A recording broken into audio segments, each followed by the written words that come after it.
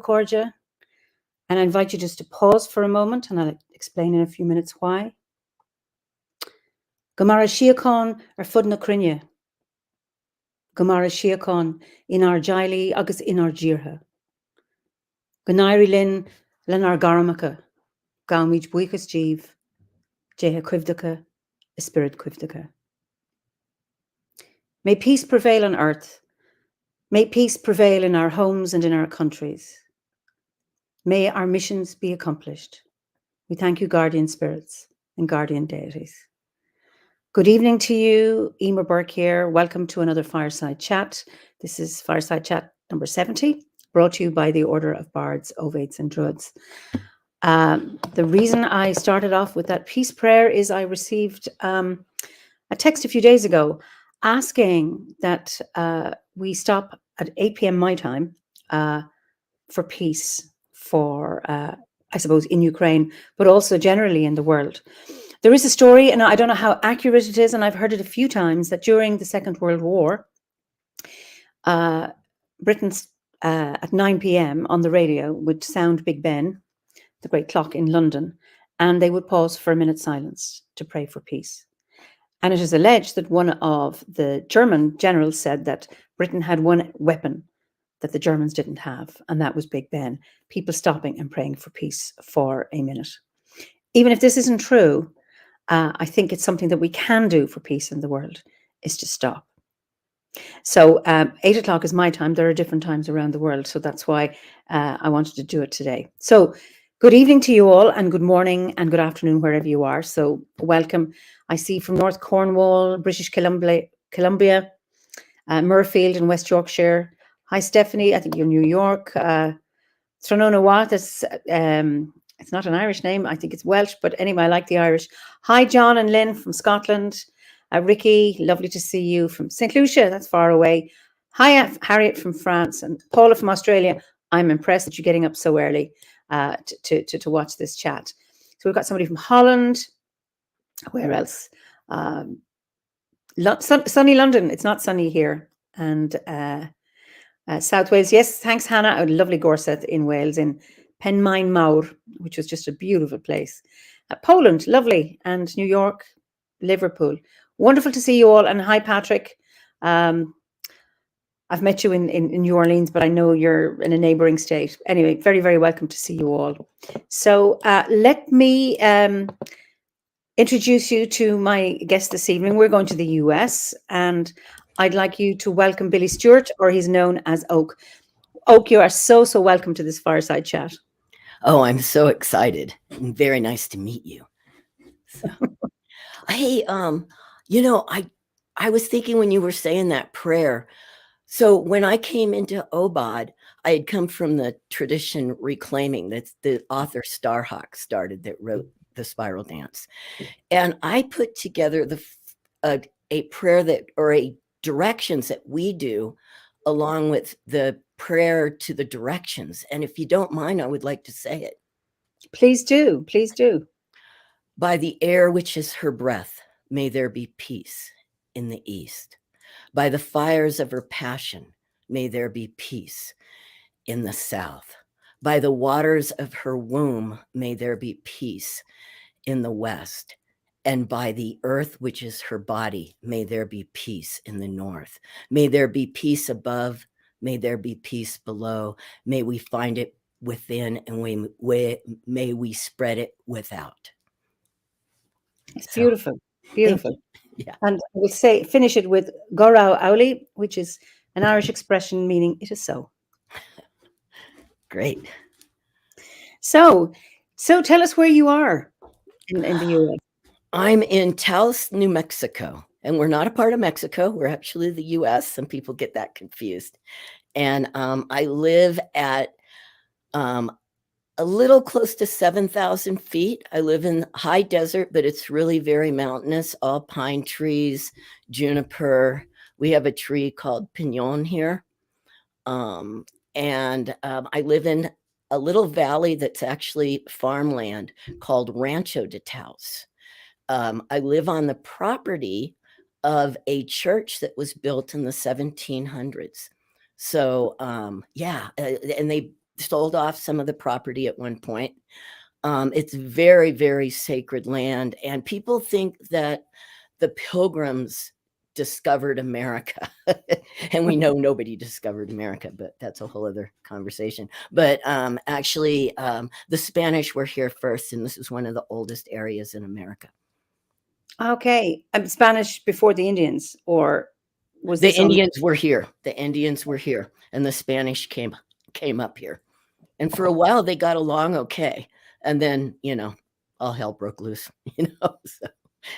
As it does, as it does. So Maura, just before I get, Maura says, can you post that prayer? I don't know which one, the one that I did or the one that Oak did. So just let us know, Maura. And Helen or Hannah Semple, she recently went to one of your online events. So you've got some fans here, which is great. And there are people saying, what a lovely, Lexi Erickson. I lived out in Highway 64 in Taos. So there's both. Okay, I think we'll put it on Facebook, Maura, because it's going to take too long to type it out now. So I'll put it on the OBOD Facebook page. We'll both do that. Thank you very much. Okay. And Lexi says the Spanish got there in 1540. Oh, great. Hey, Lexi, get a hold of me. We have a seed group. So if you didn't know that, we do have a seed group here in Taos. Great. Yep. Lovely. So what's your landscape like? I mean, I know you said it's wonderful, but just describe it. I mean, what's the weather like now? It's snowing right now. It's coming down pretty well. We had a very dry winter up until now. And now we're getting hit. And I live about 5 minutes drive to some very sacred hot springs. And those hot springs run into what's called acequias. And the acequias were started by the Native Americans. And then when the Spanish moved in, they kept them all going. And what it is, it's water that goes from the mountain streams, from the hot springs, and down into this area. So I live on a very rich farmland. I don't have a lot of property, but I do have gardens in the back. But I have to start gardening very late here. I won't be able to put anything into the ground until June. So that's pretty late. Okay. And then how long is your growing season then? My growing season can go all the way to October. Okay. So it's not that short because we have a warm fall. But and then from here where I'm sitting, there's a huge mountain in me. There's hundreds and hundreds of miles of untouched forest land. And that's where I've been discovering my druidry for the last 5 years or 6 years now, is up in those mountains. And it's just mountainous, rocky. There's bear, elk, mountain lion. In my neighborhood, there's a lot of skunk. Do you piss them off? My dog does. We've had some moments. He's very smart. He's from this area. I actually got him from we call the Pueblo. The people that live here are the ancient Pueblo people. They're the Tiwa people. And I got him from there. We don't call it a reservation here. We call it a Pueblo. So he came from the Pueblo. So I can say there's a skunk Sam, and his name's Samwise Gamgee after, Sam from The Hobbit. He's my faithful companion, and he's a red healer. So he'll stop. He's terrified of skunks. I mean, right now I probably got him shaken just by the word. You talk about the word. Very good. Yeah. That's wonderful. Before we get to how you came to druidry, you mentioned Starhawk. You mentioned the reclamation. Can you explain for our viewers what what all of that was, and how you got to meet Starhawk and work with her. Well, I would just get my little bit of my history into the my pagan path. So Great. I was very messed up young man. I'm actually transgender, so I was a very messed up young woman. And I started working at Renaissance fairs. And the first person I met was a woman named Ruth Barrett. And Ruth Barrett was a student of Z Budapest and Shekinah Mountain Waters. And I went to a ritual first. And now this is a long time ago. I'm 63. This was 83, you know? Wow. So I've been in this for a while. I've been doing this for a little while. And so I went to a ritual with Ruth Barrett, and she introduced me to Z, and I took classes in that women's spirituality, and I was very moved by it. It absolutely changed my life. All the bad behavior I was doing before that, I ended, and I got really, really into the goddess movement. And it was just everything to me. I was a punk rocker at the time. So I was kind of like, I walked in, here were all these women sitting around, you know, in purple and stuff, holding their crystals. And I walk in a mohawk and a leather jacket. And I was very welcomed. And I was mainly welcomed by a woman named Shekinah Mountain Waters that I moved 600 miles to go live by her and study with her. When I walked in, she grabbed me by the arm and put me by her side, and I sat by her side for about 5 years. And I sat by her while she was writing this book that I'm in, that is back in print. Yeah, I'm Mooncat in this book. Okay. So, and she introduced me to Starhawk, knowing I had some gender stuff. And actually, the reclaiming community that Starhawk started is going through some more growing pains around gender and race and all this stuff because we question it so deeply.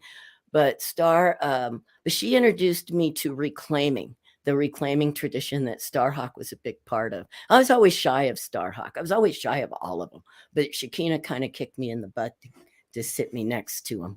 I was much more shy as a woman, I must say. It's been I don't know if it's the hormones or just being older and having a place in the community now. So I really was attracted to the reclaiming community because it was very queer friendly, for one. It was very transgender friendly. I had not transitioned, but I was very butch, you know, so I had a real place there. And we were also earth activists and war activists and all of that. So the activist scene really helped me because I always had a little bit of angst. I blame it on being mainly Scottish, but, you know, put me on the front lines to pray for peace and I'm there, you know? So that's how I was introduced to reclaiming, and I was part of reclaiming for many, many years. Music always took me away, and that's something I'd like to talk about a little bit too, because the Druid course really helped me to embrace being a musician. I always separated those two. So I was in punk bands I'm Gemini. So I was in punk bands over here with the mohawk, hanging out in the clubs, picking up on girls, you know. And then there was this spiritual guy at the time, a Mooncat over here, trying to find my spiritual essence. And the OBOD, the Druid grade brought that, the Bardic grade brought that together for me. You know, I just like to really put that out there to musicians who might have struggled. Really look at the Bardic path for that. So yeah, so that's how I got to that's how I got into reclaiming. I got to work with Starhawk, with Beverly Hendricks, or Fredericks. I always mix up her name. A lot of other very, very powerful, great women in that community, and men. Okay, so what actually is reclaiming? Reclaiming is, well, it was a collective. It started out in San Francisco with Starhawk doing classes. And the classes are called Elements of Magic. I still teach those classes. I have one that will be coming up this summer. And the Elements of Magic is basically the Bardic grade done in a 5-week period. So and I want to say those two, we're so connected. We're almost, you guys were doing that over there and we were doing this over here. Wow. And so she started out doing these Elements of Magic. And there's also another class that we have in there called the Iron Pentacle. And that's a little deeper work that you go into. Each point of the pentacle has a certain power. I want to call it a power connected to it. And now we've gone even deeper into the pentacles. We have a pentacle for everything now. But the first pentacle was the Iron Pentacle. And that was sex at the peak. And it's sex. It could be genital sex, but it's also the birds and the bees, everything constantly coming alive and dying. So you reclaim your sex for yourself. Okay. And we use the word reclaiming a lot. Then you have then you have pride at your right foot. So the pentacle goes down to your right foot and you're reclaiming pride for yourself. Then self. Then self is your left hand and you're reclaiming self for yourself. Then you have power. You're taking back your power from all the places you've left it, and then you go back to passion, back up to sex. And we do classes with that. The classes can be anything from a 5-week class to a year-long class, because you can really go deep into these points. And so we started with those classes in the Bay Area. And then Starhawk, when her book, The Spiral Dance, came out, she did a kind of a book opening. She did a big ritual called the Spiral Dance. Now, I wasn't there yet. I was in the women's community with Z Budapest and those guys. And those of you that are questioning, yes, they do not talk to me now because I am transgender. And those people in that community are TERFs. So that is somebody who doesn't like transgender people. So Star started doing these spiral dances. And so the community grew and grew from there. And then witch camps. We have these camps called witch camps where you go for anywhere from 4 days to 7 days. And you're in ritual when you get to these camps. And then classes and community everywhere. Right now, as we speak, we're having a big Birch conference. And that is all online now. And we're really looking at, like my big thing I brought to it was a lot of people, I always had trouble going to things because of economic insecurity. I'm actually kind of a very interesting person. I only have a 7th grade education, and I didn't learn to read or write until I came into the pagan community and the 12-step community where my brothers and sisters taught me to read and write. So right now we're discussing those things and trying to get it where reclaiming can be more accessible. And I mentioned OBOD because I think OBOD has been a little more affordable.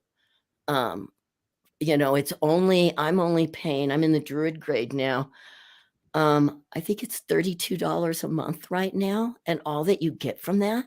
So, I mean, if I just don't go to Starbucks, that I don't anyway, but if I just cut back on something, I can afford that. So did I explain reclaiming enough? You did. I mean, I just love the pentagram. I mean, I could just visualize it. And I can't give any spoilers, but, we work with the pentagram within the order as well. And just that, how easy it is to start here and go down and follow it. Oh, yeah. And that it's healing. And it's in your body as well. That the model is in your body as well. Yeah. And it's I think a wonderful reminder of all of these five, I suppose, elements or aspects. Jane Wynn says, so sad that people cannot recognize you for being a human being instead of not liking you for being transgender. And then Mifiriol, I'm sorry for getting your name wrong, because well done. And kudos to your community members for stepping up and helping you. That's real love. And then Kathy Stahlman says, thank you, Oak, for introducing me to Druid Studies and OBOD. I assume you know this person. Yes. Good friend of mine. Yeah. So, and then, so you were very involved with Starhawk. Obviously, you left The Z women's Budapest community. community, and then you were with Starhawk. What called you into the order, into OBOD? Well, what happened was Starhawk is very much an environmentalist, and the whole movement is, and permaculture is big and living environmentally friendly. We are not a group that goes to McDonald's. We are not a group that, I mean, I can obsess over a piece of plastic in my pocket for a week of what to do with it. That's how we were trained in this community. So I moved to Taos, New Mexico, 16 years ago to live more sustainable. California, I was living in California. I wanted somewhere where I could own land, or you never own land. I could, I No, could, you could, but yes. yes, but I could grow food and I could live more sustainable. And Taos is a very interesting place. You would think that there would be a big open pagan community. But I've had a struggle here finding community. There's a woman who opened Nina. She'll probably see this. Hey, Nina, she's my best friend. She opened a store called Optimism that closed 2 years ago, but we had classes there weekly, and we never really built community. Also, I was coming from a place, I was just becoming a man. I was just starting hormones. And, druid, you think of druid, you think of dudes. Now I know better now, and I'm grateful for it. Good, And though. I did a little dance when I heard you were going to be, the chosen chief. I'm like, yes, the woman, because I'm a total feminist, right? So I moved here, and I was kind of floundering around teaching reclaiming classes, looking for community. Now, there is a community down in Albuquerque, but being the environmentalist I was wanting to be, I just have a beat up old Jeep that I just drive around here, right? I'm not going to drive, 250 miles for community.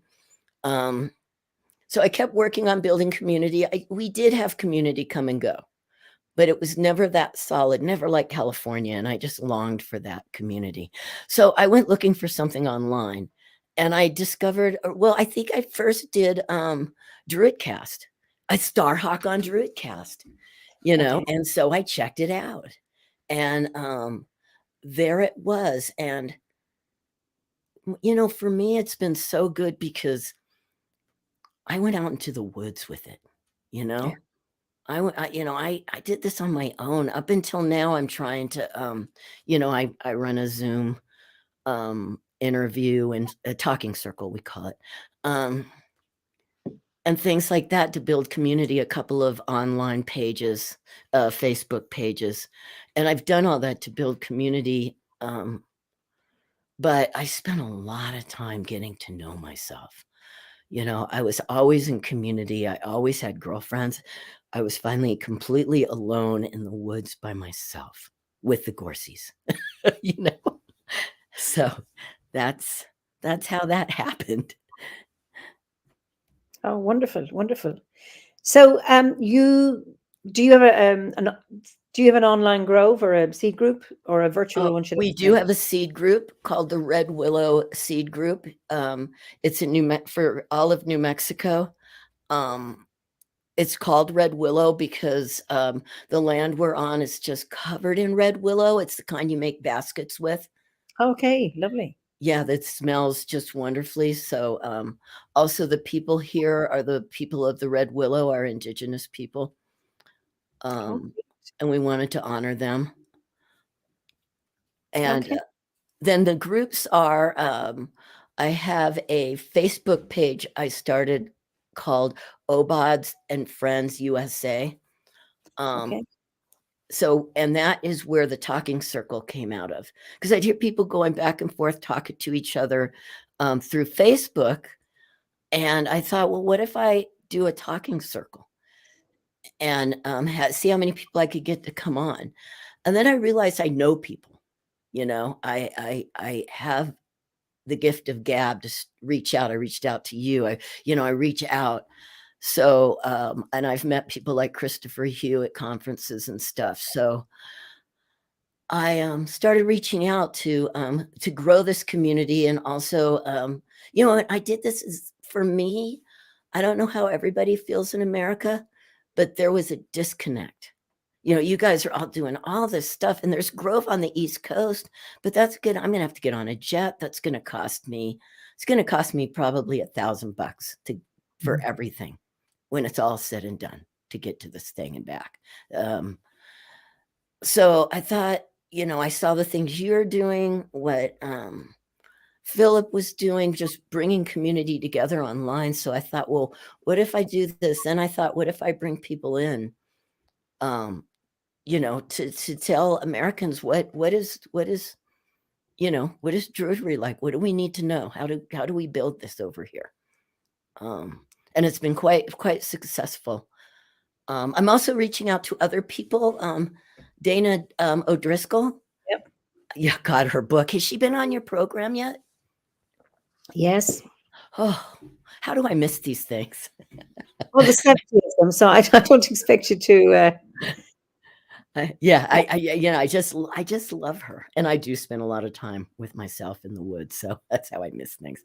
But I do, watch a ton of these. So I see what I need to see, I guess, right? Well, you can always go back as well. Yes. So it's interesting. Just Blake, who was a guest here, Billy, one of my great joys about OBOD Druidry, it does a good job, in my opinion, of decoupling the energies of masculine and feminine from being so closely linked to gender and sex. That has really made me feel comfortable in the tradition. I'm a cisgender gay man, and I was wondering if you find similar as a trans man. Oh, yes. Yes. I hear some of the young people complaining, and I'm like, no, I think part of it is very animistic, So, and excuse me, I didn't go to school, so I mispronounced things. So everybody bear with me. So far, so good. Yeah, I did well on that one. Yeah, I very much find that to be very, very, it's been quite empowering for me as a trans man. And I've also seen that there's so many aspects to it. You can find your what you see as higher self, or the gods, or whatever within it. I would also like to just say here that I think a lot of the younger trans people and people of different gender qualifications, or whatever you want to call it, be patient with our elders. I know a lot of elders because I'm older, and I hear a lot of people complain because of the goddess. I mean, they paved the way for us.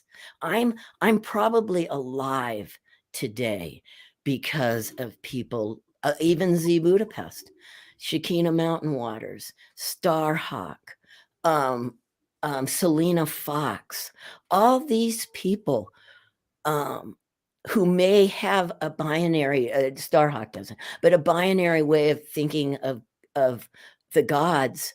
They paved the way. They made it a place for us to be able to question the gods, because they questioned the gods, and here we are today. And if you want to, I mean, yes, water doesn't have a gender, come on.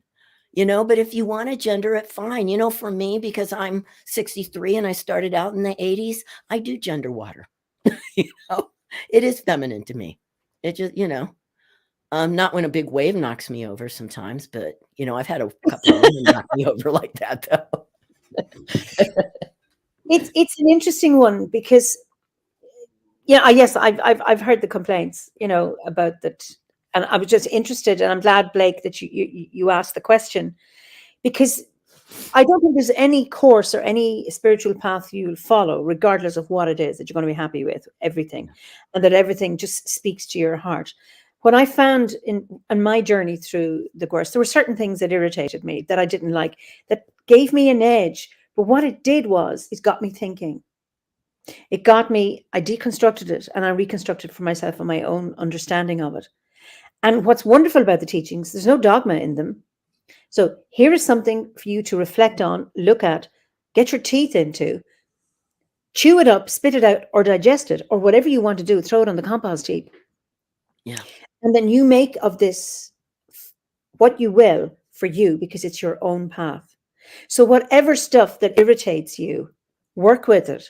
And you talked about patience, and just some other member said to me, wait until you've done the whole lot, and then things fall into place, sometimes maybe at the last minute. Yeah. For you, when you say there's these missing pieces, or I wish it was different. Like, for example, I'm theistic and I'm also animistic, and because I'm a priestess in the Fellowship of Isis, which is theistic, and as a druid, I'm more animistic, but I just weave my way in. I'm pagan and I'm not. Yeah. I'm theistic and I'm animistic. It's fluid. That I've never felt an imperative that I have to be one or the other, and that's the magic of how we in the order offer druidry in terms of the teachings, or practice it, or how we stand in circle together. That so if something irritates you, reconstruct it for yourself. Yeah. I mean, I think it's important to be sensitive, but it's very, very hard to make something so it's so pure that nobody's offended by anything. That it speaks to everybody. But it's about just making of it what you will. Yeah. I absolutely agree. And I believe, at least, for what I've seen in the last 30 years, it's just, I mean, some of the stuff we believed in 84, I mean, some of those books, Yeah. you can't even open now. Starhawks had to go through the whole thing and have, little stars where, reread this. This is how I feel today, And I think if Shekinah was alive, she would be very much feeling the same way with her book that she wrote. Just what I saw before she passed away, the changes, That she that she was making. And if those of you who don't know who Shekinah Mountain Waters is, please look her up. She wrote a lot of the songs that we sing. I think they sing them across the pond too. We Are the Web. Yeah, she wrote that, and a lot of the songs that we sing in ritual today, she actually wrote. And she just was a little bit like me, a little bit of hermit in the woods, and Well, Pat Booker, who's in Ulster, time spent with yourself in the woods is priceless. Everything else can wait. That's what she's saying. And just Ferdiad, who I don't know if you know Ferdiad McGowan. He was a guest last September, I think. Water is gender fluid. So, Yeah. And he says building communities through celebration is one of the great joys of Druidry. And there's a number of comments here about people who, I imagine in the US, who can't meet people because of the distances, but that this online forum has been a huge connection to Druidry and to the order and to other members. So it's lovely to that. And Billy, I just another thing. This is really important from Blake. Billy, you're a youthful 63. Just yeah. It's the testosterone. It's good stuff. I was going to say I've thought about, but I really need some people to step up and help me. I've got music season is hitting for me. I'm a semi-professional musician, so I'm going to be playing a lot. And then different rituals I go to. I do now go to Albuquerque. We have a huge Beltane celebration for 4 days. I'd go down for that. But I would love to start a online seed group. So basically where we Zoom, we meet and we do rituals and we learn together. But I need I would say at least 2 to 3 other people to step up to who will be there, like really be there to hold, maybe 4, the directions. So, to hold that up. Okay, so viewers, you've heard the call, and how do people contact you, Oak? They can contact me through that page. Through that would be the easiest way. Which page is this? That is the OBOD Friends America page. You just put OBOD and Friends America, or USA. I'm sorry, USA. About Friends USA. Yeah. That's the Facebook. Yep. Okay. I'll just put that in.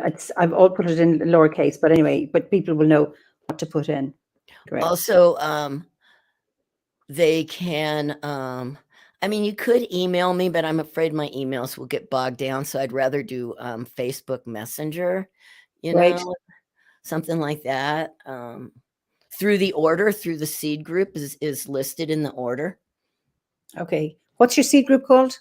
It's Red Willow Seed Okay. Group. So are you wanting to set up, you want to set up a different seed group in addition to this one? It would be a different seed group. It would be an online seed group. Oh yes, That's what I've thought of. Yeah. Online. Okay. Where we meet online, we meet through Zoom, we do rituals through Zoom and mainly for the people that just cannot get. I mean, we're spread out, and it doesn't even have to be America. It could be throughout the world. We have people living in remote areas now. So I'm in the Druid, I'm a Druid now, so it's time for me to step up, right? Yeah, you're welcome to. You've got one person, Jerry W. Brown II would gladly join your seed group as well. Cool. And Pat Booker, Pat and Paul Corcoran are they're the coordinators of the seed groups and groves in the order. So she said she'll forward any mails they receive for Oak. Thank you, Pat. Which is great. So Lexi, who is he's not in New Mexico anymore, and he said he'd love to visit you. He said those are all the people who introduced me to paganism, Star and even Morning Glory, if you knew her. Oh yeah, I know Morning Glory. I'm in their book too. I'm in this book. Creating Circles and Ceremonies. Okay, wonderful. Yeah. My other life. Oh, lovely. And then witch camps at Avery Ranch were fabulous. That was our very early beginnings, OG women's spirituality, and I taught it at community colleges in Colorado. Great. Wow. Awesome. So it's interesting, you think how big the US, and yet so many people are resonating with your story on many different levels. And, people are commenting on the Gwers, Patrick says spirituality should not be put in a box. It cannot be defined with a shape and size or any set boundaries. It flows within each person. The paths their feet are meant to follow. Absolutely. And then Kathy Stallman says, online seed group, I've got your back. So isn't that really nice to, and then somebody else says, Stephanie, I'll join your seed group mainly just to watch as I'm too introverted otherwise. You'd be surprised, Stephanie, you may come out. I joined the order in the intention of never, ever being near a group. I was going to be on my own because I don't like groups and I didn't want to be with groups. So there you are. I turned out to be a liar. John King says, I've just reached the end of my OVAD studies, and it's that ability to feel free to interpret the Gwers. So they speak to me that I most appreciate. My tutor has been fabulous in this respect. And I know Blake said something too as well, that my mentors were always interested to hear what irritated me as well as what resonated with me in the course. And I think I'm backing forth because the comments don't come in sync. There's a delay depending on where people are in the world. That the beauty of that is that it's that individual journey that you take, like what he was saying. So it's just people, I suppose, backing up what you've said. So thank you so much for that. Yeah. So yes, you're a singer and a musician. I think it would be a nice time for a little bit of, I don't know, do you call it bardism, bardistry? Anyway. Bardistry. I like that. I don't know. We're coining that one. Well, so off you go. We would say in Ireland, away lath, off with you to play. I actually have a question for you. See, I'm quite a weirdo. I'm fully tattooed and all. Keep you warm. My band, Pot Creek, we've really gone more into playing Celtic music now. So we would like to change our name, or at least have a Celtic name. And we were thinking Old Irish. So if you know one, the name of the band now is Pot, as in a cup, Pot Creek. So if anyone has an idea in Gaelic or Old English, and help me with the pronunciation. Would you like something cup as in cauldron? That would work too. Yeah. Well, curra is a cauldron. So Cara? what? Curra, yeah, Coire, curra.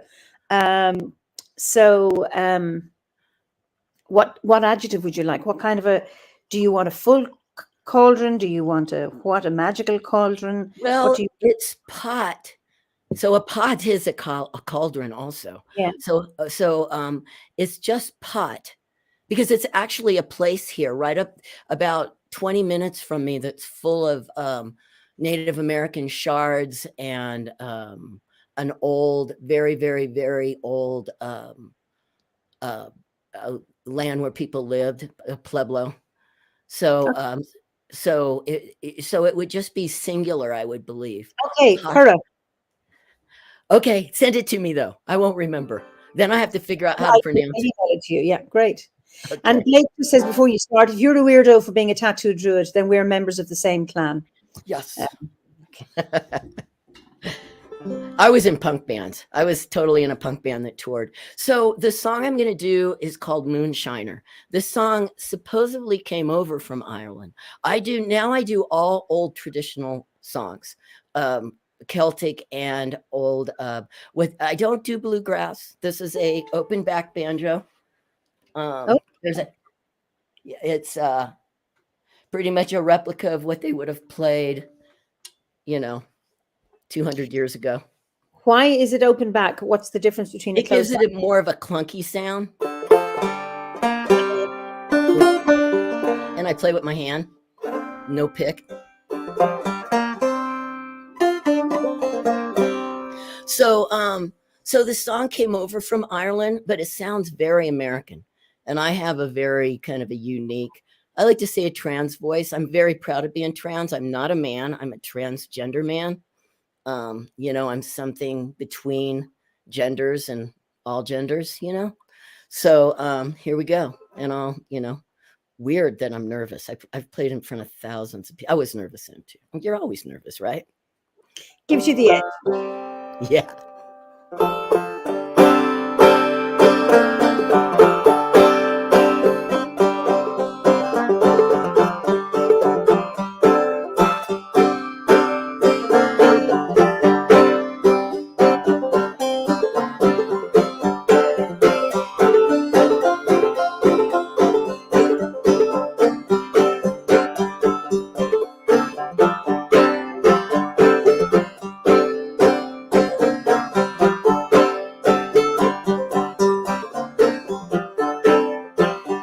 Have been a moonshiner for 20 long years. I have spent all my money on liquor and beer.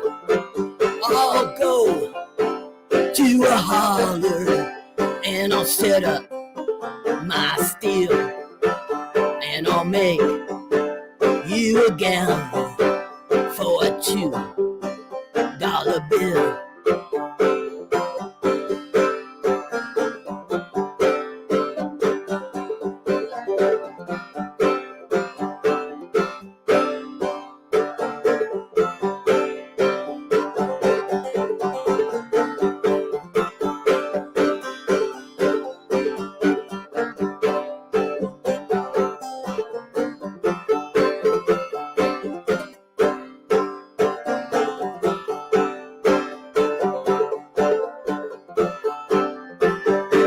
Go to a bar room, Lord, I'm drinking with my friends, 'cause I don't have a woman to see just what I spend.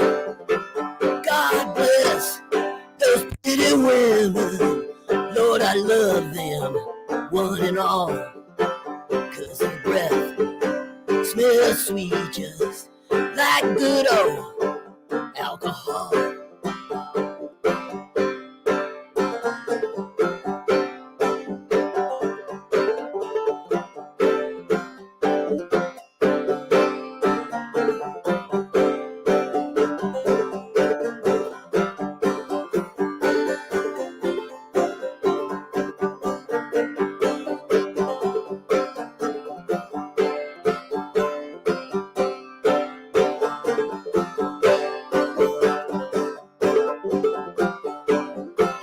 cornbread when I'm hungry.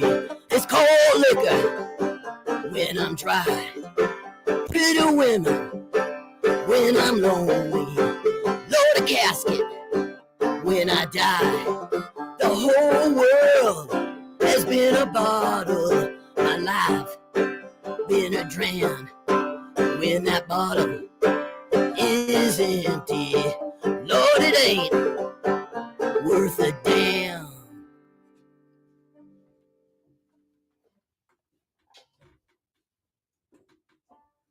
All right. Can't hear you. Push the button. I muted myself so as not to have any distortion. So absolutely love it. Continue your bardic ways as a great druid. Should always remember, music is a window into the soul. It is absolutely just beautiful. Blake says we need a music store in the OBOD store with the members' albums. Beth Amos, I'm picturing a crackling campfire, the smell of wood smoke, and a nice dram of something warming. That's brilliant. Wonderful to see this quirky strumming technique. Great hillbilly vibe. Are you playing with your nails? No, I'm playing. Well, yes, I guess I am. Strong, not very weak nails. So it's I'm always impressed. So well, I have to keep them really short. Yeah. Yeah, this is an old, very old technique. It's very influenced by, I've always been very radical because of reclaiming and all. So I just couldn't. I started playing banjo when I heard it was an African American instrument, and there was a band called the Chocolate Drops, and they're all African American, and there were few of the African Americans doing this music. So to me, it was really important. So my style is, it's not really old time Appalachia white guy. It's an African American style with this strumming. And your voice is very, very interesting. That gravelly note to it is absolutely wonderful. Just great. You've got loads of reactions. I've put a link. This is from Lynn Swan Ellison. I've put a link to your Facebook OBOD Friends USA on the OBOD Friends page, Billy. Hope you link up with the people you need to support you in the online C group. That is how the Grove of the Ether Online News Group got started almost 2 years ago now. Best wishes. That's great. Thank you, Lynn. Yeah, much appreciated. And David, yes, Curra is Coire. You're correct. So people have really enjoyed. There's lots of applauses here. Just great. Ricky, I don't know if you know Ricky Gellison. Can I get a 12-inch disco remix? That's one. Well, you can get a hold of me on Facebook, Billy Stewart. If you put Taos in, you can get a hold of me. And there's lots of videos. We were going to record, both of my bands were in the middle of recording. I'm also in a band with two women, a fiddle and guitar. We're considered alternative folk. The band I'm in with the boys, we do a whole lot of Scotch Irish, a whole lot of get me going with a good instrumental, and in a circle of players, and that's where. And I'm also learning the tenor banjo at the moment. But my voice is really interesting. Actually, one of the women I've been playing with for years, right after I started to transition. First thing she said to me, you're going to always be my best girlfriend no matter what. And then the second thing she said to me was, man, I hope you get that really raspy, freaking trans voice. And I'm like, and our voices do. She has a very beautiful, but alternative singing voice. And our voices go well together. What was your voice like before you transitioned? I was just learning banjo then, and I really could get that high lonesome sound. I don't know if you're familiar with that. I could really go there. It was still butch because I was butch since I was very small. So it was still lower than, your average woman. But I could really get that high lonesome. And I kind of had a direction to go because actually they say in bluegrass, one of my heroes in bluegrass is oh my God, I can't think of his name right now. This is what happens when you get older. Ralph Stanley. And Ralph said that the reason he had the voice he had was because it was all women singing in the churches back then. And they would try, and then the men would try to imitate that key that was basically A or higher. And they would, so that was how they got that high lonesome sound. So I was kind of at a junction. And but I was really playing with this woman, Kate Mann, and look for her CDs, you guys. They're out there, they're on Spotify. She's just awesome. We've not recorded yet together, but we were so lucky here. We play constantly. I before the lockdown, I played about 3 to 4 times a week. So, there was like, I don't have to make a CD. I just go into the pub down the street and getting paid. Oh, So lovely. I know we're in a tourist town. So I was going to say something about Kate and her playing, but yeah, she's awesome too. She lives off grid, completely off grid. She's like the real deal when it comes to that. Yeah, they built a house. It's beautiful too. It's a stunning house. But yeah. Oh yeah, I was at that juncture. I was mainly playing with her, and we didn't want to be. We came from college radio, both of us. So we wanted to be more alternative. So I went, man, if I sing these songs just really grapply, then it still has that alternative punky feel to it. So that was kind of the direction I went with my voice at that point. And it was a trip. We didn't know what key I was going to be in every week. I was playing out 3 or 4 times a week in early. We didn't know what I was going to sound like. I wonder, was it like the process of boys, who, when their voices break, and there's a period you go through where you don't know how you're going to come out, like with a squeak, or you're going to have a bass. You don't know how it's going to be. Was it like that? Yes, exactly. It was like I was squeaking, I was coughing, I was, it was wild. It was fun too. I mean, everybody, I live in a very small, primarily liberal town, so everybody had my back in this. But we also get a lot of people here from very conservative areas. So I also, and this is crazy because I did almost get beat up once, coming out on stage. I used to say I loved it when it was a bunch of cowboy hats. And I come out there, and I after playing a couple of sets, I come out as transgender. And you just see those good old boys going, "Oh my God, I was in the bathroom with him, with them, with that, with it." But it's educational because some of those guys became my friends. Very good. I mean, it takes courage to put yourself out there, and then people discover actually you won't eat their children. You're not contagious. You're a human being. Yeah. Oh, and Blake says you project so comfortable in your skin and identity. It's an infectious sense of joy. You are unapologetically you. Absolutely. Yeah. Well, that's what we got to do. I'm also, I'm that generation that I'm some of the first. So if I'm not here, yeah, and that's the thing about living in Taos. Up until, Zoom, and we're all so out there now. It was only people that were here, and now in the greater Druid and back in reclaiming. I mean, I really wasn't around reclaiming after I moved here. I'd go out to spiral dance every once in a while. But I think it's important because, that kid that might be, God, thinking he wanted to kill himself, and then he sees me and he's like, God, I can be that someday. I can have a beard, Yeah. So yeah, some of us have to do that. I mean, our 4, I was going to say mothers because I came from the women's community. They did it too. I mean, when Z Budapest opened her store in Venice Beach, California, it was being graffitied, and I forget what it was called. I think it was called Women's Wicca or something really in your face, women's witchcraft, really,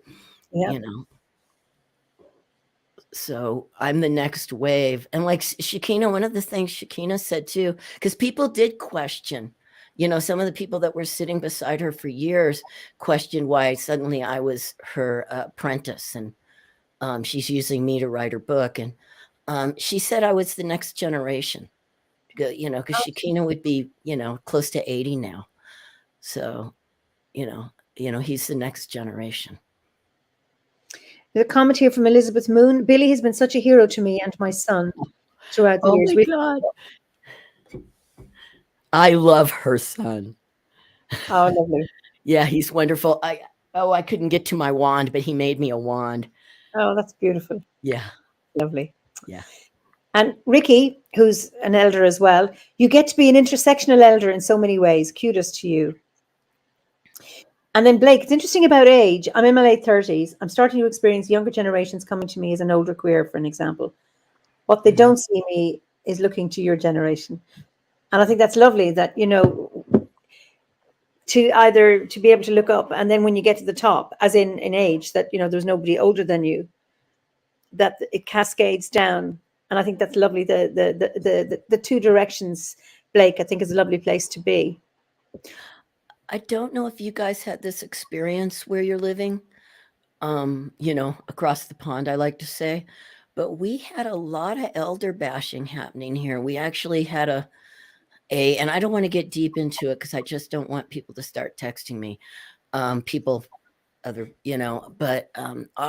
one of my favorite pagan cons closed because of arguing over gender and just wording, and some of the elders were attacked, and they were just like, I don't want to show up anymore.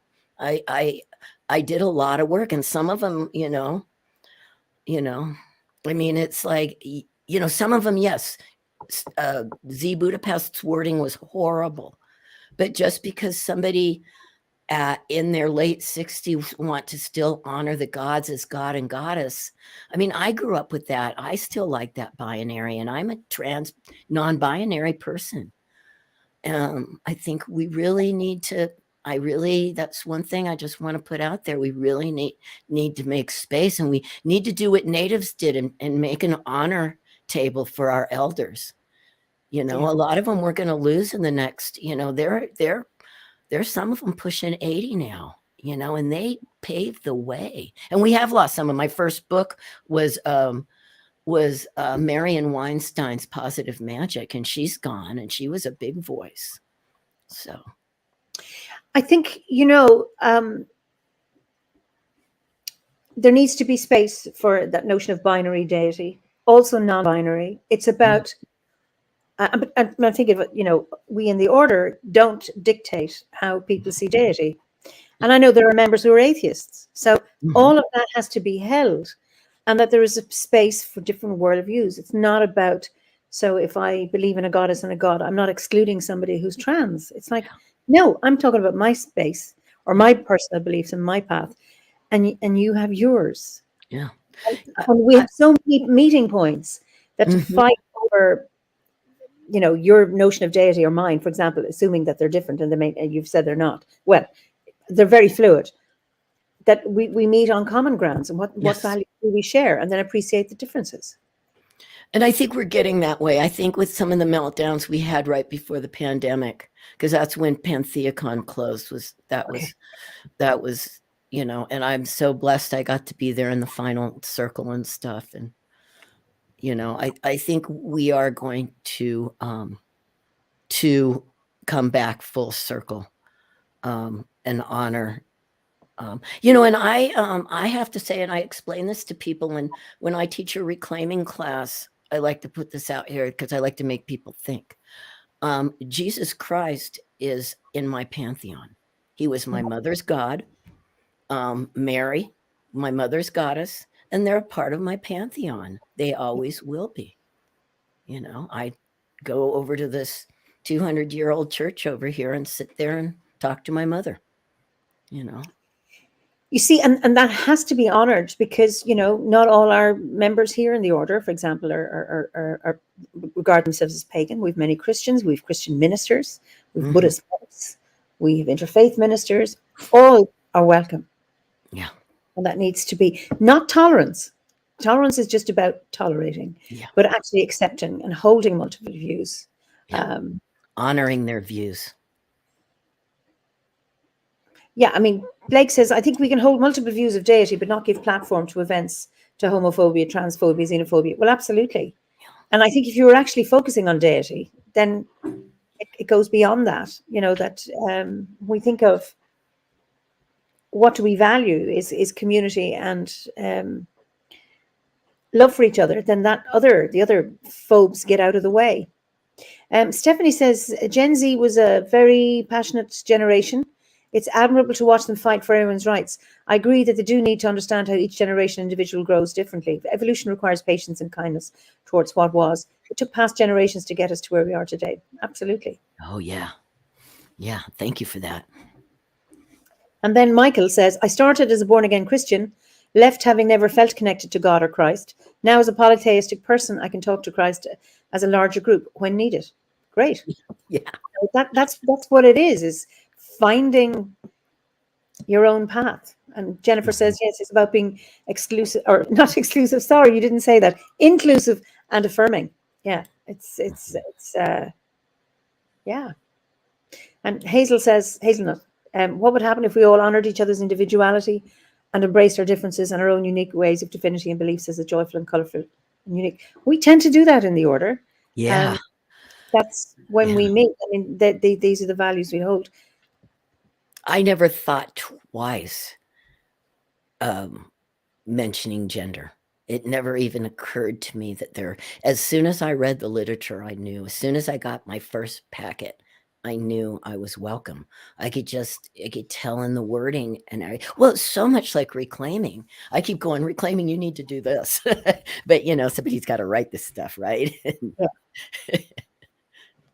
Great. Zane says, having a connection with an elder is having a connection to another time and place.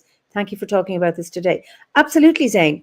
If we don't honor elders and elderhood, we've lost. It's like we need a history. We need a pathway. We need to be able to look back. Yeah. We may have a romantic notion of the far gone, far away ancestors of, everybody loving the land and everything wonderful and pure and everything. Of course it wasn't. Every generation has had its faults and failings, and we too will have ours, and the future generations will make messes as well. And it's about listening to what elders have to say and taking what's useful to you and leaving the rest. Yeah. But there needs to be a two-way thing. I grew up in a culture where young people were not listened to. You had to respect. The respect only went one way, and you listened to your elders and you never contradicted them. So there was no place for actually discussion. I think my generation of parents is very different. That a lot of actually, my children argue with me, and they keep me in my place. And that is wonderful. That we can have conversations and we can learn from each other. Yeah. So there's a lot of lots of comments here. Blake again. Gen Z gives me great hope. I think they'll make great advancements in the world over time. I know when I was in my 20, I was much more loud and zealous. I evened out over time, but have found ways to achieve the same goals through more unification than hollering zealously. I think, there's a time when you're feisty, argumentative, protesting, and, that's part of expressing yourself. And then I think you mellow with age and maybe find another quieter way of doing it. But, if we don't shout, we don't get heard either sometimes. So, yeah. And then Ferdy, I think some of the tension with the queer generations coming of age now and those who are finding eldership thrust upon us was that our generation, Gen X for me, that's Ferdy, he's very old, lacked elders because so many of them were lost too soon and we didn't have models. That's right. And yeah. I was at ground zero in Los Angeles when what we called AIDS hit. My roommate was being taken out on a stretcher. I didn't know what was going on. He was one of the first people. And I would say I have some PTSD around that. I lost a whole community. I was surrounded by gay men. I might have come out, or I might have transitioned much, much earlier. If I would have stayed in that community with the men's support, because women, there's a lot of transphobia in the lesbian community, and mainly because they're losing their people in a sense to them. But okay. Yeah. So hopefully we can have a reciprocal relationship where elders are honoured, but elders also honour the youngsters by being unwilling to change and challenging our prejudices. Now, I agree with you, Freddie. It needs to be, it has to be a two-way. Yes. A two-way venture. Absolutely. And Blake says, progress is messy for us all. Of course it is. What is it? You have to break eggs to make an omelette. You know, things have to happen. I couldn't agree more. Yeah. Ricky says, I was always wary of the term elder precisely because of that one way respect you mentioned, Eimear. I'm slowly thinking about accepting that mantle. About time, Ricky, about time. Oh my God, I couldn't believe it the first time somebody called me an elder. It wasn't not too long. It was about a year ago or something. And one of the young women in one of my 12-step communities. I mean, by the way, for those of you out there that might be struggling with it, there we have Pagans in Recovery now that's out there. And that's all I can say. Look it up, PIR. But one of my young ladies in our community called me an elder, and I'm like, oh, it's happened. Well, it happened to you at 63. It happened to me at 42. Oh. I taught every year in Tanzania for about 20 years, and my daughter was a year old. So I was, I was 43. And we were building a house on the slopes of Kilimanjaro, and we had to go high up the mountain to get some wood. So with my friend Shaban, who's a healer, and we knew we had a 4-hour bus ride, and the only seats left were at the back of the bus. And he said, we're not going to manage this. We're not going to do 4 hours on a bad bus with, bad springs. I said, what we're going to do? And he said, leave it to me. He went halfway up the bus and I watched him. He talked to a young man, and the young man gets up and he comes back to me and says, we're moving up. I said, you didn't ask him to move, did you? And he said, Eimear, we're elders. We're old. And I thought, oh, I'm 43. Do you know what? I like this. I didn't even think about it then. At 43, I was in an all-girl grunge band. Well, I had a 1-year-old baby. Yeah. But it just, I thought, I like this. And I noticed, having had children in Africa, because I went there when I was 22 the first time, and I looked about 12. So where people weren't horrible to me, I wasn't treated with the respect of an adult. Well, I knew nothing anyway. And then I went back in my 30s, and once I had children, people treated me differently. It was, you don't have to be married, but you have to have children in some way. And I just really, really enjoyed it, So it's just, John King says, living here in the west coast of Scotland, I was very surprised at the way in which young people here interact with older people. There's a lot of respect both ways, very different to where I used to live. If it's not both way, then you are not talking about real respect. There are some languages where respect and fear is the same word. So I was taught to respect my elders, which was about fear. I feared authority, therefore I showed them respect, rather than an actual, what is it, respectare, to take a second look. Just, that's what it's about. Wow. Yeah. And then Ricky, to be honest, that was the way I saw trans elders protecting the young unstable that made me see eldership as something that to be embraced, especially from a queer perspective. Absolutely. Mm-hmm. Well, yeah, our suicide rate's so high. Unfortunately, it's really high because it's really high among trans women. So I think as trans men, we need to really support trans women too. I mean, really, that's where Z Budapest and those teachers first went with trans bashing, was the gay women. And I was sort of like, because I came from that community, I was sort of like, hey, why don't, I know that some women who may be triggered, but why don't you have classes where it's mixed classes and then have classes it's not? And that didn't go over either. I thought that would be a way to do it. And there's some people that claim they're just triggered because of abuse. I don't know why, but that's their it's women. It's their reality. That's their reality. I'm not going to question a woman who says that she's been abused, so she's triggered. But I didn't see why some of the teachers who don't have triggers couldn't have women's classes that are mixed with trans women. One of the things Shakina said to me was when I went to her about transitioning, because I went to her years before I physically transitioned. medically transitioned. She said to me, the only thing I'd be sad about is you can't teach women's mysteries. I still do with some women. Actually, Liz she mentioned something here. I think that we've talked in detail about things that I've learned from the elders, and I pass it on. I'll talk about menopause freely. I went through it before I transitioned. Oh, absolutely. It's a wonderful journey. Well, yeah. Okay. But I think it's about being able to find space for both, for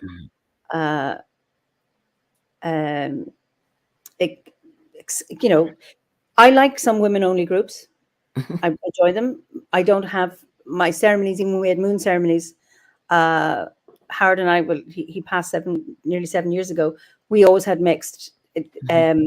But I do like, sometimes I like women only spaces, and I like mixed spaces. And I think there's enough for everything. So based on a particular interest.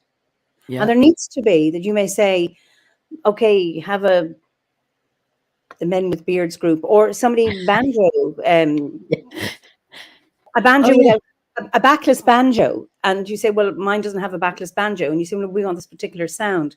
It's like, well, okay, well then if I don't belong to that group, I can belong to another one. It's that. Yeah. That's what we need to learn to do. That's what we need to.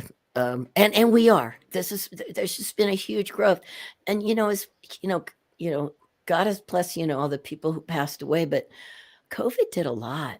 COVID brought a lot of us together that you and I might have not been sitting across from each other if this wouldn't have happened. Not to change gears, but I don't know if you were going to go here or not. I'd like to. One thing I'd like to mention that's been a big growth for me in OBOD is I'm 90% a mix of the British Isles. And since I was very young, I was very attracted to Celtic stuff. And I've talked to a few people about this, and I'm just curious. I'd like to put this out in the community, that we were displaced. I'm very Scottish. Like I said, I wear kilts all the time. I have 13 kilts. I don't put shorts on in the summer anymore. It's so freeing as a trans man and also as a Scottish person. But it wasn't that long ago that we were displaced. And I feel like with OBOD and some of those communities, a lot of us have been able to really discover our roots again. And I just like to put that being trans is a big part, but also, God, I had such a longing I didn't know I had. And I first felt it at Renaissance Fair, but then it came, and I used to think, oh, it's because of Renaissance Fair. But man, when I looked at my DNA, when it came back, I just went, no wonder, so I just want to put that out there. That's been a big, big, huge part of my journey. Have you been to Scotland? I have not. I went all over India. I went to South America, and actually my friend Kat and I may go at some point. But or I'm going to go over on my own. I really need to go. I really, but I don't know. Go to a gathering, go to Wales. I'm a lot more Welsh. I had no idea Welsh was not even in my family history, and I'm 20% Welsh. So should I just go over there? When I get Social Security, go over there and just go. Say hi, everybody. I'm here. Well, absolutely. I mean, and it's interesting. I mean, I'm Irish and identify as Irish, and but it's what I've always found when I've traveled places is how the landscape calls to me. And I remember standing near Ormeig, there's amazing carvings on Argyll, and I was walking back, and there was a standing stone in a field. I was with my husband and 2 children, and I said, I need to go over there. And I did, and I just kind of went into a deep meditative space. And it was like I had been there before, and a really strong connection. And I don't know why, because We don't have in my land Scottish connections, but I mean, there was that toing and froing back between the two islands, and I could feel the land claiming me, Mm-hmm. and that's what it's about. So go and see. Yeah. See, Africa has claimed me. You know, like I have a house there, where it's a shack, but I've been in Kenya and I've been in Lesotho in Southern Africa and Tanzania. But I remember being living in a house in the slopes of Kilimanjaro and thinking, oh, this just has such a resonance for me. But then I joined the order, and then my roots got deeper and deeper and deeper. And anytime I've left Ireland, I come back to deeper roots here. Wow. So I was surprised on the Irish. I think, I had said this to you before, but I was very surprised that it was like 5% Irish, because that was the one thing that I grew up. My grandmother's Irish, that's what I heard. But I guess they were Scots from Ireland, we're finding out. well, you see, I'm not so sure about those percentages, how accurate they are. You see, I'm not too sure, but it doesn't matter. If they go and visit and see, John, who's in Ardnamurchan, he said it was the call of the landscape was what brought me to Ardnamurchan. I came here first in 1974. And then Jennifer Scott says, yes, I loved Ireland, so I wasn't prepared to fall head over heels in love with Scotland. Definitely a claiming. So it's Michael says, to bring back these old traditions. I'm English and I have an Iceland DNA ancestry. I feel pulled to the roots and much of how I practice intuitively. So, and then Stephanie says, I agree, even though we're descendants of whatever countries our ancestors came from, where we don't live now, there's still a feeling or spiritual connection, whatever you want to call it, to those landscapes.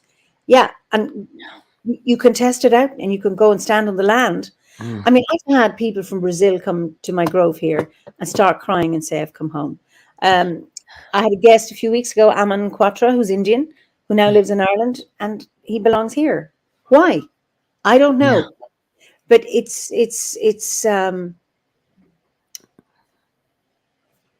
if it calls to you, it calls to you, and nobody can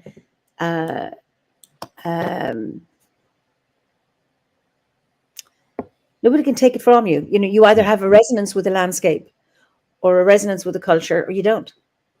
I belong to some kilt groups, some Facebook kilt groups. Yeah, and it's so interesting to hear these guys, and they're, most of them aren't spiritual, or I don't want to bring it up. I just don't want to bring it up. A lot of them are good old Christian boys from the Midwest. But that's their whole thing, is I put on a kilt, I put on a tartan, and I just felt something I've never felt before. And because it's like some of these guys, like I can walk around here, there's just like, I'm known as a trans guy in a kilt, right? But, and it's cool. Like the other day I had on pants, it was really cold, and somebody goes, can't believe you have pants on. Like I really bummed him out. And I'm like, I'm so sorry. But yeah, so some of these guys, they walk around and they get heckled and stuff, but they feel it's so empowering for them to wear a tartan. And it doesn't, clan tartans, they're a new concept anyway, but that's right. Yeah, I grew up wearing a kilt. Girls in my generation wore kilts, and boys wore them when they're doing Irish dancing. And I remember being very upset that I went to an Irish dancing class and I happened to be wearing a kilt. And a very nice girl came up and asked me if I was a boy, and I had short hair. I was devastated. Oh, no. I used to get teased about being a boy. I didn't mind that because I could fight that. But the fact that she genuinely thought I was. But my husband, Howard, he didn't wear trousers for the last 4 years of his life. He wore kilts. Yeah. And I couldn't understand, why would you wear trousers? Kilts are more comfortable. And he had, two very, very heavy wool ones. So in the winter, he was warm because he had, knee socks, and the kilt came just to the knee. And then he had a utility. Go hiking in them in the snow. I love it. Hiking in the snow in a kilt. There's just, it's also a way of, we talk about, sky clad. We talk about not wearing clothing. Or one time Christopher told me that, because I was kind of going, I'd rather wear a kilt. I hung out with Christopher Hugh a little bit. And he said to me that he goes, but but the robe is like you have nothing underneath, so you're sky clad. You know how he can be so. And I'm like, oh, honey. And he goes, but I do have my girdle on today. I'm like, oh, God. You know, he can make fun of anything. But I think it's, for me, it's also a way of feeling a bit sky clad, especially because sometimes I'll take off my shirt and I'll just be in a kilt. Oh, and also, you know what we did? And it hasn't come out yet. Philip knows about this, but I had the idea to do a kilt for OBOD. And so we have one, it's waiting to be registered. It's the unofficial, but Philip okayed it. Because we want people that don't feel like they have to wear a kilt, is what Philip felt. You know, he doesn't want it to be any kind of ceremonial something that we're supposed to be wearing. And so that was when he was, you know, so we've been waiting. It's really backed up to get it certified through the tartan registry. So that it'll be all over the place when we finally get it out. So where are you registering it? In Scotland, is it? In Scotland on the registry. So it'll be a registered kilt. It's beautiful. I post it from time to time. A woman that was, you know, just in her first month of OBOD contacted me when I said I wear a kilt, and she said, I design kilts. And I said, I would love, you know, if we had one. And so she helped me design one. She's had a couple registered. She's done the oh my goodness, the something forest in England. She did all their kilts, but or all their tartans. So hopefully this will be coming out soon. I'll get a hold of her and see where it stands. She sends them a letter from time to time. A lot. See, the tartan has become so huge now throughout the world. I mean, there's a tartan for almost every country now. So there's a waiting because they have to make sure there's a certain amount of threads and the whole deal. So ours is beautiful though. There's gold and green. It's fabulous. That sounds Irish. Well, yeah. Oh, that's just wonderful, wonderful. So, you know, okay, you've all this Scottish ancestry and Welsh. And then you're living in Taos, New Mexico. Where were you brought up? I was brought up in Los Angeles. I was born in Los Angeles. My dad was a house painter. Okay. As soon as I was actually a professional surfer as a kid in this whole other lifetime. I have done so many crazy things. My name was Annette Stewart. That's one of my dead names. It's okay and I got second place in the U.S. Surfing Championships at one point in 1976, I got second in the U.S. Surfing Championships. So, and that was in Florida. We were out there painting houses. Then we came back to California. My dad passed away. I got really into punk rock. And I worked for the American distributor for Doc Martens named Nana. And so I wound up moving up to the Bay Area for good at one point and never looked back, the San Francisco Bay Area. That was very queer and very fun. And that's where Reclaiming was. And we were just in the streets I was in ACT UP, demonstrating for AIDS relief. I was a big demonstrator. I was in Earth First. That was an environmental group. That's where my name Oak comes from, because my first big environmental activism was to save old oak growth. Forest in Los Angeles. And that's where I was Mooncat at the time. And that felt feminine to me. It's weird. I don't know why. And so oak felt more right. And that was the first time I was arrested for demonstrating. Because at these demonstrations, I don't know what they do across the pond, but here we kind of pick who can get arrested. And because I've always had a clean slate for some reason, I always got away with things. Because you'd be arrested and they'd let you right out. If you had a record. Yeah. So what in terms of ancestors, how do you honor them? So when you're in where you are now, and given all the places you've been, and given your your own ancestry? How do you honor the ancestors? Well, I have a few ways. I also honor the mighty dead. So like Shekinah is among the mighty dead. So I do, now I do some work within the grove, where I go within the grove. And and we did this in reclaiming also. So this is kind of a mixture of reclaiming and OBOD. But I go into the grove and I meet with my ancestors, and I try to see through each ancestor the next one, you know, going back as far as I can feel. And then Okay. I'll sit there with that ancestor. So that's one of the things that I do to connect with them. But I leave offerings. All my altars are, I have an altar to Bridget. Bridget is huge for me.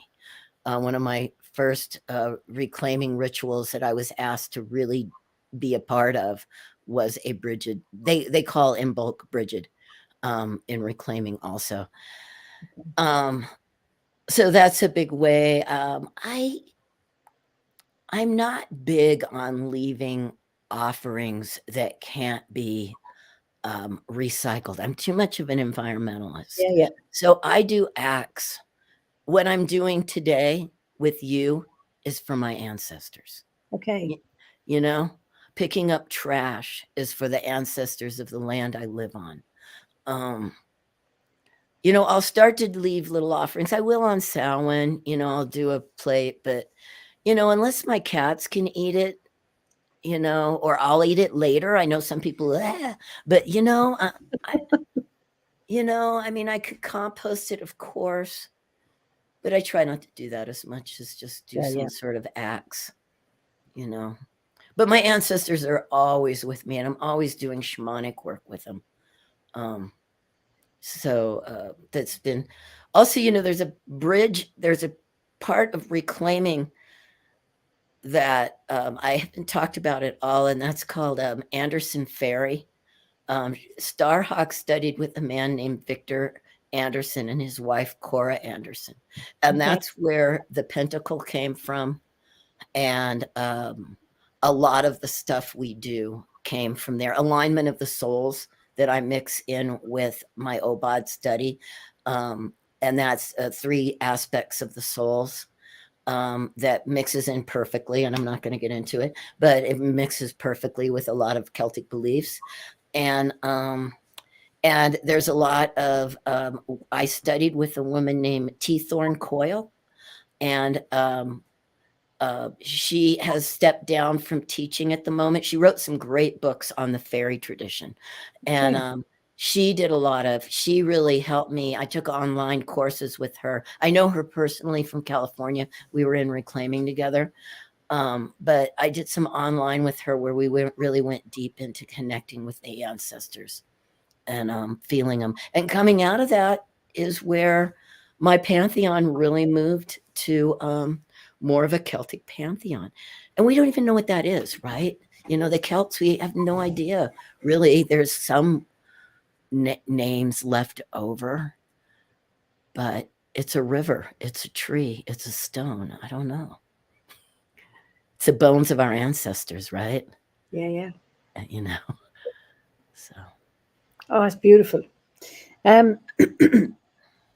So, and given your concern for the environment, that's how you act as a future ancestor, paving the way for the next generation to be able to live on this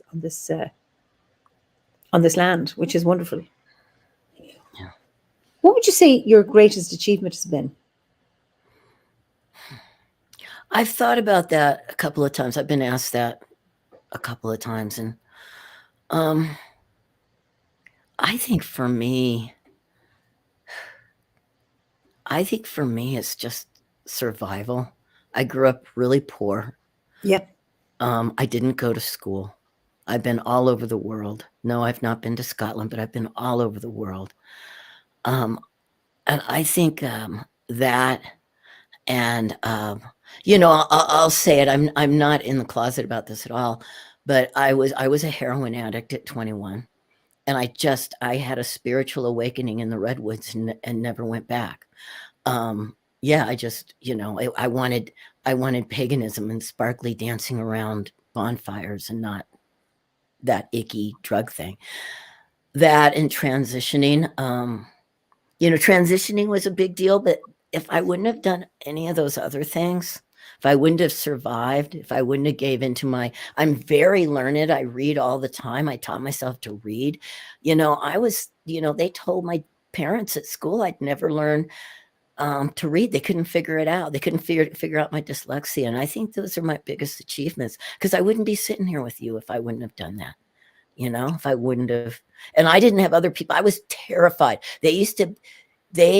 You got to realize I'm older now. In the 60s, they would hit kids with rulers. Yes, I remember. I was being hit as a kid. I was being put in a closet. And what my dad took me out of school is when they wanted me. I was already surfing. They wanted to take away my art. They didn't want me in any art activities, and they didn't want me to surf. And my dad walked in and took me right out of school. Wow. Yeah. Well done. Mm-hmm. Why didn't they want you to surf? They thought if I would, because see, they knew something was going on, because really I could kind of learn to read. It was I couldn't spell. Right. So they figured if they took away all these things that I was so passionate about, I would dig in and learn to do these things. Wonderful psychology there. Yes. Yeah. It's the 60s, right? 70s. Wow. So when you say that getting out of your heroin addiction, you had that awakening. So what were you doing before that led up to that? I was, all of this happened at once. I was thinking about this the other day, because I've been asked to share more in recovery programs. So, and everything is a big blur, just because I've done a lot. So, it's just a big blur. So what happened? What happened was I was starting to work at Renaissance fairs. And there was a group of people that I started to hang out. Some people I worked for at Renaissance Fair, and they were up in Humboldt. And they thought it would be a good idea to tell me that the best dope in the world was up in Humboldt and get me up there. And so suddenly I'm up in Humboldt with no drugs and being introduced to witchcraft. This was like, I met, on a big level, on a rock star level, I met Z Budapest and Ruth Barrett and all. But these guys were just pagans being pagans, right? Renaissance people, Renaissance fair people. And so they took me up there, and I was working for them. And I kicked dope with them, lighting candles all around me, dancing. They were a lot into the Golden Dawn and the higher kind of magic. This little group of people were. So they were doing, like, what is it called? The Banishing Pentacle on me and doing all that stuff. So pentacles go way back for me too. That's the love of my life, love of my life. I've been a pagan my whole adult life. And so they're just dancing around me, lighting candles. And I stumble out one morning after basically kicking dope, where I could finally walk and not be sick and not be cramping up. Cause this was the rehab, not the kids go to rehabs now and get given little pills to not feel the shit. So I walk out, and suddenly the redwoods are talking to me. And actually, my grove is a redwood. I've tried to make it other things. I've tried to make it the trees here. I can't. It's the redwoods. And so I'm just surrounded by these redwoods, and I see past the veil. You know what I mean? Everything's sparkling. Everything. I could breathe again.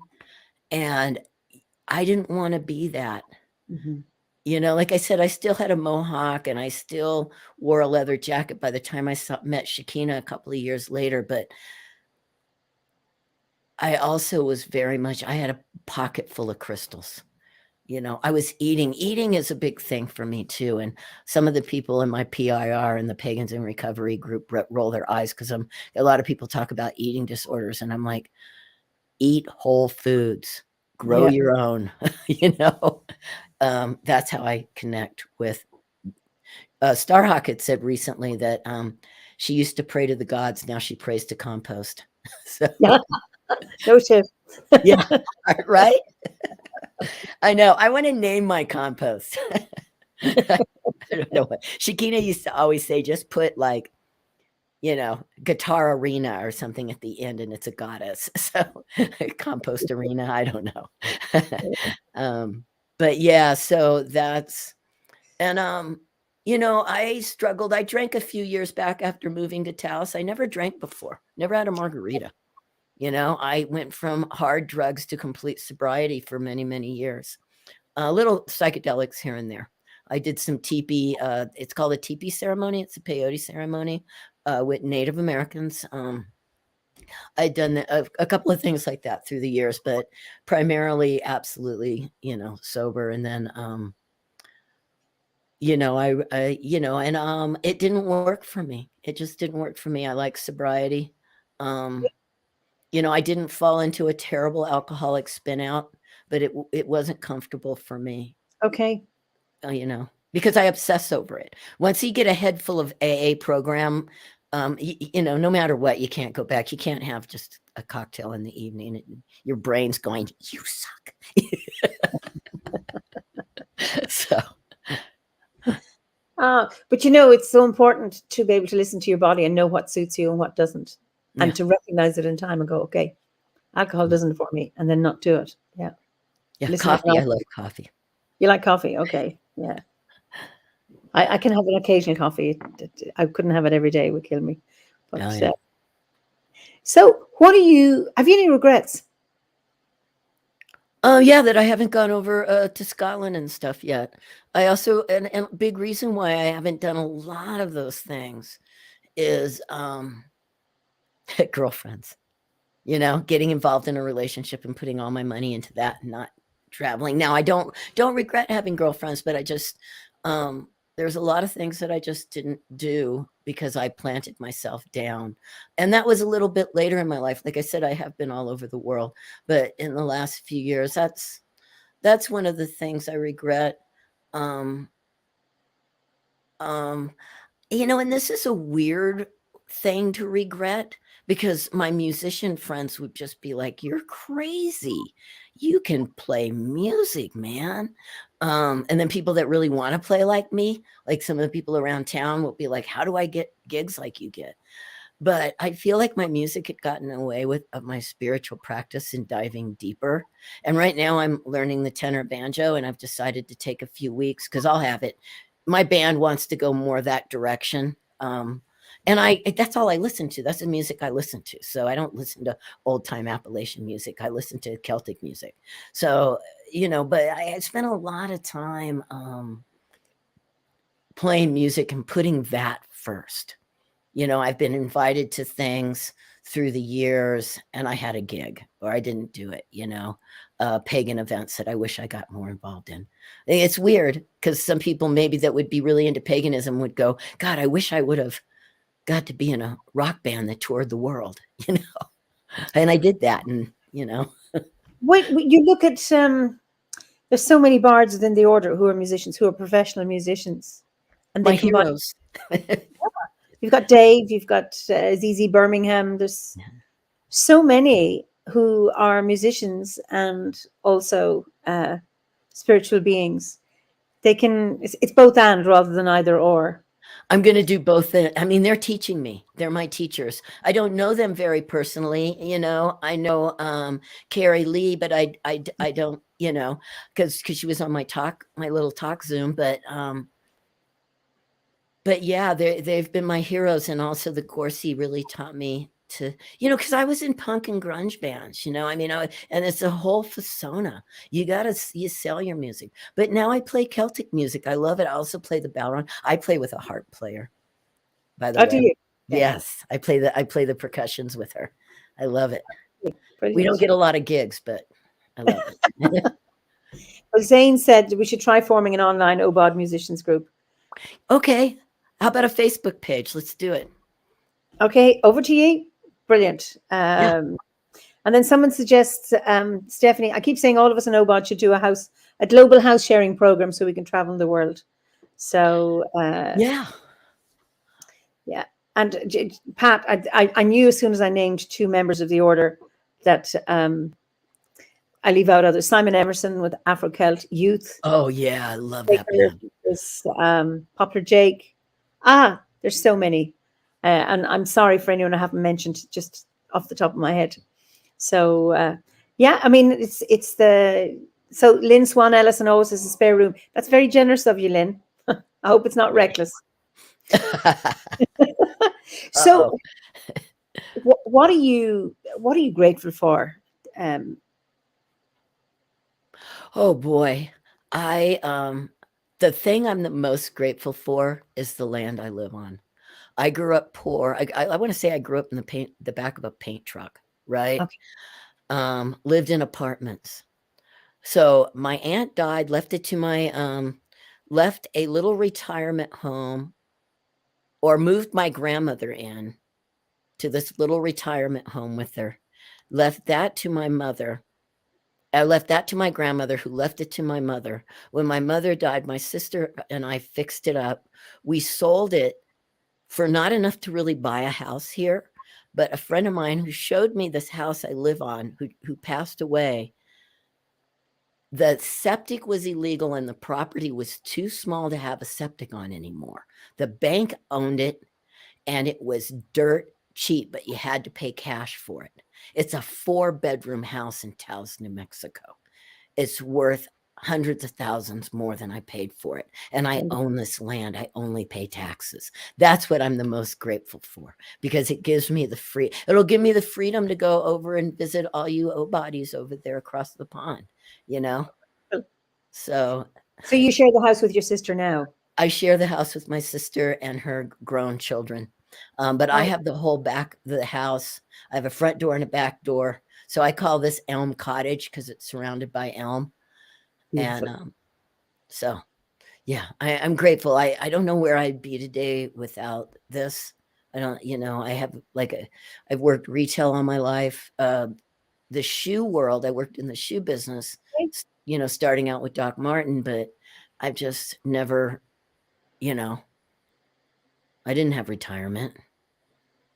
So, yeah, I'm taken care of till the day I die, That's wonderful. That having those basic needs done. Yeah. And everything else I can go out and do.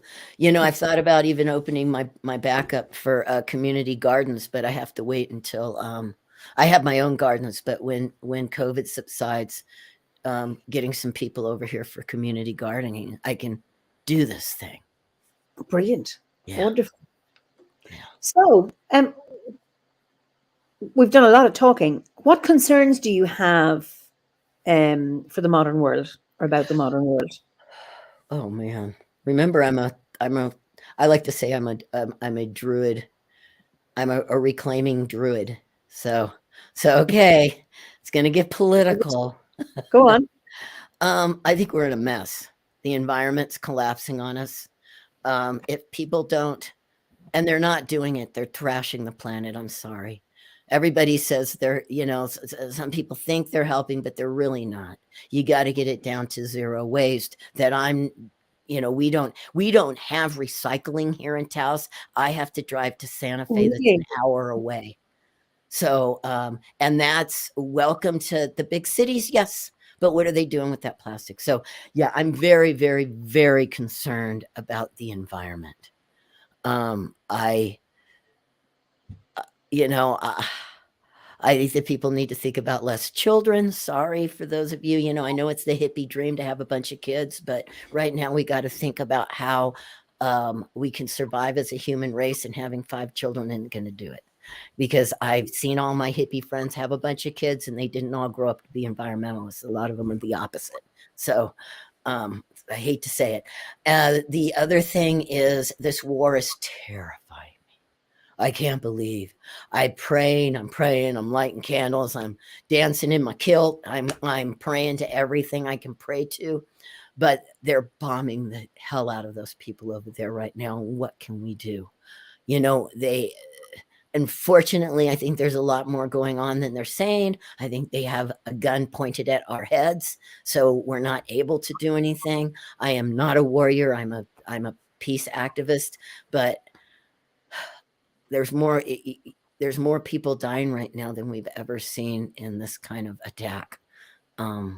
As far as I know, because who knows, he might have kept it from us when we were going into Iraq and stuff, but there's a lot Yeah. coming down. There's a lot coming down, you know? So environmentally, you know, that's what I just don't see how we can keep going, you know? Mhm. We're eating and drinking and breathing plastic right now. That can't be good. Yeah. So sorry, not to leave be on a downer. Well, it's interesting you talk about the plastic because you've mentioned it so many times. One of our members at the Druid Gorse at the weekend, he was weaving a basket from with a crochet hook from old t-shirts that can't. There's some polyester or nylon in them, so they cannot biodegrade. So he's making permanent things that can Yay. be used, and I was just really fascinated with things that old clothes that they're not fit to hand on to somebody else, but that you can actually repurpose them. Yeah, I With, try to use them for rags as long as I can, you know. yeah, and so there's that, and he's then weaving baskets and items like bottle holders or baskets for people to collect things in. And you can, great. My last job, I'm unemployed at the moment because of the economy right now, and she had to let me go for a little while. But my last job is a fair trade store here in town. Okay. Every single item came in plastic. Yeah. It's incredible. I get a bamboo toothbrush that's in a Yeah. a recycled. Plastic container, yeah. Yeah, and then I open it and it's in plastic. What's going on? What can we do? Our voices are. There's a will. I mean, I buy some foods and like seeds and things in bulk, and they come in biodegradable, plant-based packaging. Yeah. It's doable. It's possible. Yeah. I look for all of that now. I take my little bags back over and over again. I joined, and I can't do this until I want to finish the Druid course. So I'm going to start up again afterwards. But I started the Ancient Order of Druids in America, and they ask you to pick 3 things. They're serious. They're environmentalists. They're not messing around. They just don't say, oh, you do go ahead and do this if you want. They're like, do this if you want to be part of the order. So you have to pick 3 things. And one of them was getting down to cooking whole foods. So everything I can take my jars back to the health food store and get That's things in bulk. And so that water in my sink because it's really, really cold here. So you have to run a lot of water before it gets warm. So all that water I'm hauling outside to my gardens. That's right. Yeah, it's doing what we can do.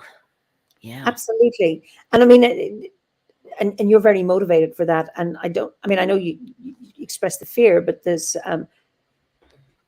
you seem to come from an empowered place, not from a helpless place. No. So what gives you hope then in this world?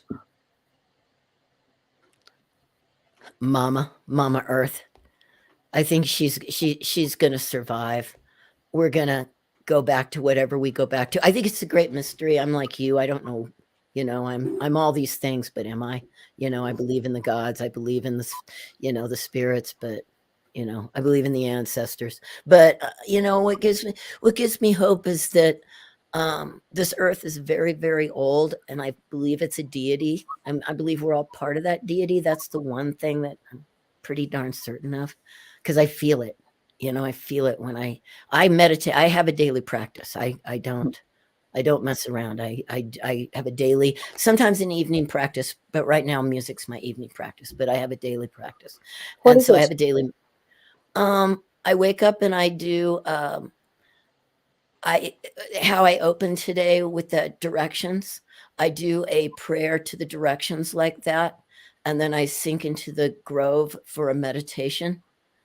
And then as I come out of that meditation, I do an awen, and this is the least I do. And then I do the Druid's prayer. Yeah. And I do the alignment of the souls, and I run the Iron Pentacle. And I do that either in my meditation chair or I have a stone circle in my backyard. So almost every single day on some level, If I don't, I feel off. If I have to go to a doctor's appointment early or something crazy happens and I don't get to do practice. But within that, I feel the spirit of the earth. So I feel that she or they, them, will survive. I don't know about the human race as what we are now. I think we're the low on the totem pole at the moment. But I'm also a big bear. I think that maybe I'll be a bear next time or something. I think that we go, that three realms, that three Celtic realms, bear came to me in the grove and that was it. I'm like, really? Oh, lovely, lovely. Yeah. It's my trans god. Big hairy bear. Beautiful, beautiful. Yeah, I mean, I suppose often this notion comes up that, the earth will survive, but we may not, or who knows? We just have to wait and see. You can feel her heartbeat if you really sink deep enough, So we're coming to the end of our time, and my last two questions are always, what is your favorite time of the year, season of the year, and what is your favorite ceremony, ritual, festival of the Wheel of the Year? I fall, but kind of pushing back more towards summer now because winter is my least favorite because so now I start to dread winter. So fall. And I have two of them, Samhain for myself and Beltane for my community, because we have a big Beltane ceremony. Oh, okay. In Albuquerque, and it's a great community where we do it right. So those are my two at the moment. Guy, but it's hard for me because I love I love Imbolc, because she's my, I mean, I don't know, I can't pick it up my speed. I was going to show you. She's all glittery right now with this. It's just beautiful, Oh, wonderful.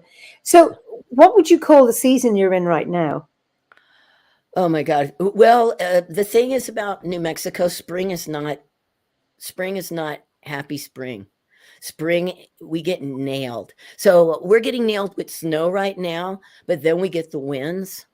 So early spring, people that live here usually try to go on holiday during March and April. So I would call this early spring, and I would say this is gnarly when you want to stay home or go leave. I mean, winds like you wouldn't imagine. Yeah, it's funny because we've had, I suppose, strange weather. Traditionally, the first of spring is the first day of spring is the 1st of February, and for many people, it's the equinox, the spring equinox. But we've had lots of storms, and we had a status orange rain session these last 2 days in Kilkenny, and yesterday it just poured. It was like tropical rain, and I was going down my drive this morning, and everything was clean. It was like the air had been cleaned. I could hear the birds singing more. Oh, yay. Yeah. They were more vibrant. We do start to get the birds. We start getting our birds, but then we'll get hammered with snow and, Yeah. Yeah. Sometimes we have what we call, and this is down in Albuquerque. This is down south from me a ways. We have what we call snowtane. So that means we have Beltane in the snow. It's called snowtane. Well, we've had incidences in our history of snow in May. The Rising of 1848 failed because of snow in May. Oh, yeah, that's right. So anyway, well, we get these, outliers every, I don't know, 50, 60, 80 years that you have these things that are out of the ordinary. And anyway, so do we put these things down to climate change, or is it part of a cycle? I don't know. I think the cycle picks up it's a circle, right? It's a spiral. So it's spiraling, and it's every time, and then it picks up some of that stuff that we're doing, the climate change stuff, and, sucks it into the spiral. And we're certainly not helping it. Yeah. No. Anyway, it's been such a joy talking to you. Very nice meeting you. Maybe we'll meet at some point, whether, Yes. who knows? But listen, thank you so, so much. And I wish you well with your new virtual seed group, because there's plenty there. I think plenty of interest. And Yes. so Blake says, this was a real chat. This chat was a real pleasure. Thank you. So it's been just an absolute joy talking to you. Really, really fascinating talk. And of course, we're almost 2 hours in, and we could go on for much longer, but it's not your bedtime. Usually, if my guests are in Europe, it's Oh yeah. they're ahead. So I'm going to say goodbye to everybody, and you can go backstage, and I'll just finish off here. Bye, everybody. Great. Nice meeting you. So it's a great response here. So anyway, we will look at the comments once we go offline. So thank you all very much for joining us this evening and joining in this conversation, and as always, for your comments and your questions. It's always wonderful to have contributions and additions to the conversation from you, the viewers. So I look forward to seeing you next week for another Fireside Chat. And in the meantime, be well and be safe. So, slán go fóill.